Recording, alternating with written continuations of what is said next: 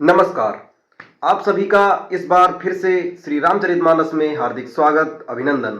आज के इस वीडियो में आप सभी के सामने प्रस्तुत है श्री रामचरितमानस के बालकांड के दोहा नंबर 277 से लेकर 280 तक का संपूर्ण अर्थ।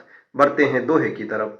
लखन कहो हंसी सुनहु मुनि, क्रोध पाप कर मूल, जेहि बस जन अनुचित करहि, चरहि विश्व प्रतिकूल। लक्ष्मण ने हंसकर कहा, हे मुनि सुनिए, क्रोध पाप का मूल है, जिसके वश में होकर मनुष्य अनुचित कर्म कर बैठते हैं और विश्व भर के प्रतिकूल चलते रहते हैं। मैं तुम्हार अनुचर मुनि राया, परिहरि को पुकरिए अब दाया। टूट चाप नहीं जुरहि रिसाने, बैठी हुई हैं पाए पिराने। हे मुनिराज, मैं आपका दास हूं, अब क्रोध त्याग दे दीजिए और हम पर दया कीजिए। टूटा हुआ धनुष क्रोध करने से जुड़ नहीं जाएगा। खड़े खड़े आपके पैर दुखने लगे होंगे, कृपया करके बैठ जाइए। जो अति प्रिय तो करिए उपाई, जोरिए को बड़ गुनी बोलाई। बोलत लख नहीं जनक डेराही, मष्ट करहूं अनुचित भल नाही। यदि धनुष अत्यंत ही प्रिय हो तो कोई उपाय किया जाए और किसी बड़े गुड़ी कारीगर को बुलाकर इसको जोड़वाया जाए। लक्ष्मण जी के बोलने से जनक जी डर जाते हैं और कहते हैं, बस चुप रहिए, अनुचित बोलना अच्छा नहीं। थर थर कांपहि पुर नर नारी, छोट कुमार खोट बड़ भारी। भृगुपति सुनि सुनि निर्भय बानी, रिस तन जरिय भोई बलहानी। जनकपुर के स्त्री पुरुष थर थर कांप रहे हैं और मन ही मन कह रहे हैं कि छोटा कुमार बड़ा ही खोटा है। लक्ष्मण की निर्भय वाणी सुन सुनकर परशुराम जी का शरीर क्रोध से जला जा रहा है और उनके बल की हानि हो रही है। बोले राम ही देई निहोरा, बचहु बिचारी बंधु लघु तोरा। मनु मलिन तनु सुंदर कैसे, बिसरस भरा कनक घटु जैसे। तब श्री रामचंद्र जी पर एहसान जनाकर परशुराम जी बोले, तेरा छोटा भाई समझकर मैं इसे बचा रहा हूं। ये मन का मैला और शरीर का कैसा सुंदर है, जैसे विष के रस से भरा हुआ सोने का घड़ा हो। सुनि लक्ष्मण बिहसे बहुरी, नयन तरे रे राम। गुरु समीप गवने सकुच, परिहरि बानी बाम। ये सुनकर लक्ष्मण जी फिर हंसे। तब श्री रामचंद्र जी ने तिरछी नजर से उनकी ओर देखा, जिससे लक्ष्मण जी सकुचाकर विपरीत बोलना छोड़कर गुरु जी के पास चले गए। अति विनीत मृदु शीतल बानी, बोले राम जोरी जुग पानी। सुनहु नाथ तुम सहज सुजाना, बालक बचन करिए नहीं काना। श्री रामचंद्र जी दोनों हाथ जोड़कर अत्यंत विनय के साथ कोमल और शीतल वाणी बोले, हे नाथ सुनिए, आप तो स्वभाव से ही सुजान हैं। आप बालक के वचन पर कान न दीजिए, उसे सुनकर उसको अनसुना कर दीजिए। बर रहे बालक एक सुभाऊ, इन्हीं न संत विदूषहि काऊ। तेहि नाही कछु काज बिगारा, अपराधी मैं नाथ तुम्हारा। बर्रे और बालक का एक स्वभाव होता है, संत जन इन्हें कभी दोष नहीं लगाते। फिर उसने लक्ष्मण ने तो कुछ काम भी नहीं बिगाड़ा है। हे नाथ, आपका अपराधी तो मैं हूं। कृपा को पुबधु बंधव गोसाई, मोह पर करिए दास की नाई। कहिए बेग जहि विधि ऋषि जाई, मुनि नायक सोई करऊं उपाई।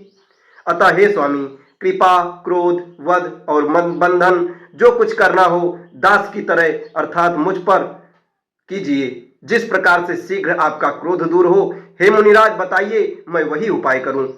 कहा मुनि राम जाई ऋष कैसे, अजहू अनुज तव चितो अनेसे। यही के कंठ कुठारु न दीना, तो मैं कहा को पुकर कीना। मुनि ने कहा, हे राम, क्रोध कैसे जाए, अब भी तेरा छोटा भाई टेढ़ा ही ताक रहा है। इसकी गर्दन पर मैंने कुठार न चलाया तो क्रोध करके किया ही क्या जा सकता है। गर्भ श्रवहि अवनिप रवनि, सुनि कुठार गति घोर। परसु अचत देखऊं जियत, बैरी भूप किशोर। मेरे जिस कुठार की घोर करनी सुनकर राजाओं की स्त्रियों के गर्भ में गिर पड़ते हैं, उसी फरसे के रहते मैं इस शत्रु राजपुत्र को जीवित देख रहा हूं। बहाई नहातु दहाई रिस छाती, भा कुठारु कुंठित निप घाती, भयो बाम विधि फर्यो सुभाऊ मोरे, हृदय कृपा कसिकाऊं। हाथ चलता नहीं, क्रोध से छाती जली जाती है। हाय, राजाओं का घातक ये कुठार भी कुंठित हो गया, विधाता विपरीत हो गया, इससे मेरा स्वभाव बदल गया। नहीं तो भला मेरे हृदय में किसी समय भी कृपा कैसी रही है। आज दया दुख दुसह सुहावा, सुन सौमित्र बिहस सिरुनावा, बाऊ कृपा मूर्ति अनुकूला, बोलत बचन झरत जनु फूला। आज दया मुझे ये दुसह दुख सहा रही है। ये सुनकर लक्ष्मण जी ने मुस्कुराकर सिर नवाया और कहा, आपकी कृपा रूपी वायु भी आपकी मूर्ति के अनुकूल ही है। वचन बोलते हैं मानो फूल झड़ रहे हैं। जौ पै कृपा करहि मुनि गाता, क्रोध भय तनु राख विधाता, देख जनक हठि बालक एहू, कीन चाहत जड़ जमपुर गेहू। हे मुनि, यदि कृपा करने से आपका शरीर जला जाता है तो क्रोध करने पर तो शरीर की रक्षा विधाता ही करेंगे। परशुराम जी ने कहा, हे जनक, देखिए मूर्ख बालक हट करके यमपुरी में घर निवास करना चाहता है। बेग करहु किन आँखी ओटा, देखत छोट खोट निपु ढोटा, बिह से लखन कहा मन माही, मुंदय अखि कतहु को नाही। इसको शीघ्र ही आंखों की ओर क्यों नहीं करते।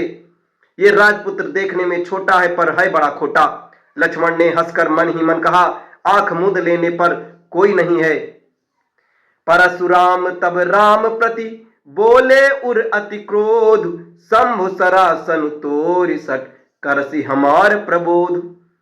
तब परशुराम जी हृदय में अत्यंत क्रोध भरकर श्री राम जी से बोले, अरे सट, तू शिव जी का धनुष तोड़कर उल्टा हम ही को ज्ञान सिखाता है। बंधु कहीं कटु सम्मत तोरे, तू छल विनय कर सिकर जोरे, करि परितोष मोर संग्रामा, नाही तछाड़ कहा उब रामा। तेरा ये भाई तेरी ही सम्मति से कटु वचन बोलता है और तू छल से हाथ जोड़कर विनय करता है। या तो युद्ध में मेरा संतोष कर, नहीं तो राम कहलाना छोड़ दे। छलु तज करहि समरु शिव द्रोहु, बंधु समित सहित न तमारहु तो हुई, और भृगुपति बकहि कुठार उठाए, मन मुस्काई राम सिर नाए। अरे शिवद्रोही, छल त्याग कर मुझसे युद्ध कर, नहीं तो भाई सहित तुझे मार डालूंगा। इस प्रकार परशुराम जी कुठार उठाए बक रहे हैं और श्री रामचंद्र जी सिर झुकाए मन ही मन मुस्कुरा रहे हैं। गुनह लखन कर हम पर रोसु, कतहु सुधायउ ते पड़ दोसु, टेढ़ जानि सब बंदई काहू, बक्र चंद्र मही ग्रसई न राहू। श्री रामचंद्र जी ने मन ही मन कहा, गुनाह तो लक्ष्मण का और क्रोध मुझ पर करते हैं। कहीं कहीं सीधेपन में भी बड़ा दोष रहता है। टेढ़ा जानकर सब लोग किसी की भी वंदना करते हैं, टेढ़े चंद्रमा को राहु भी नहीं ग्रसता। राम कहो रिस तजिय मुनि सा, कर कुठारु आगे यह सीसा, और जहि रिस जाई करिए सोई स्वामी, मोई जानिए आपन अनुगामी। श्री रामचंद्र जी ने प्रकट कहा, हे मुनीश्वर, क्रोध छोड़िए, आपके हाथ में कुठार है और मेरा ये सिर आगे है। जिस प्रकार आपका क्रोध आए जाए, हे स्वामी, वही कीजिए, मुझे अपना अनुचर दास जानिए।